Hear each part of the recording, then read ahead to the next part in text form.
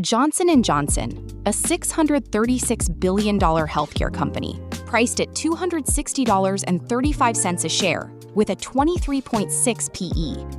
Every number in this deck comes straight from SEC Edgar. So let's read the filing behind the ticker. A stock price tells you what the market is paying. Fundamentals tell you what you're paying for. On $94 billion in revenue, J&J posts a 68% gross margin and a conservative 0.49 debt-to-equity ratio. Scale, quality, and structure, all worth understanding together. Follow the money down.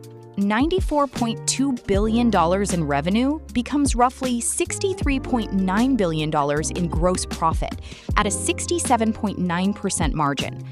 Operating income isn't disclosed in this dataset, a gap worth flagging, not guessing at. What survives to the bottom line is $26.8 billion in net income, a 28.5% net margin. Return on equity sits at 31.5%, well above return on assets at 13.3%. That gap is a leverage signal. Shareholders are earning more per dollar of equity than the business earns per dollar of total assets, and we'll prove exactly why in a moment. On $201 billion in total assets, J&J carries $41.4 billion in long-term debt against $20.4 billion in cash. A 0.49 debt-to-equity ratio is conservative for a large cap, real flexibility to fund R&D or weather a downturn. Side by side, the market values J&J at 23.6 times earnings and 7.5 times book value per share, a premium multiple. The balance sheet, meanwhile, tells a story of restraint.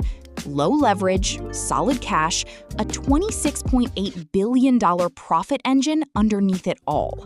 4 caveats worth holding on to. The missing operating margin needs a 10K check.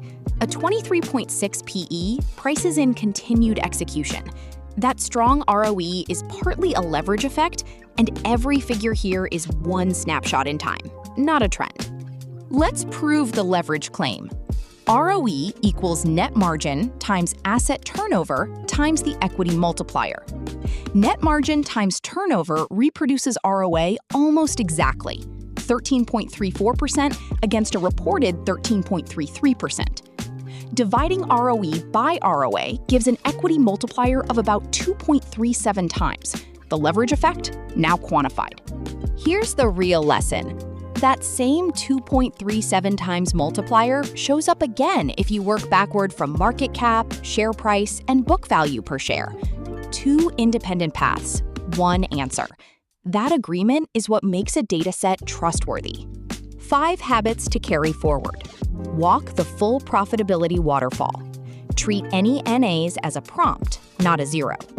Decompose ROE before praising it. Cross-check derived numbers 2 ways. And always read valuation and balance sheet together, never in isolation. Every figure here traces back to SEC Edgar, CIK 0000200406, J&J's own filings. This deck is educational, illustrating a technique, not a recommendation to buy or sell. Thanks for reading the filing with me.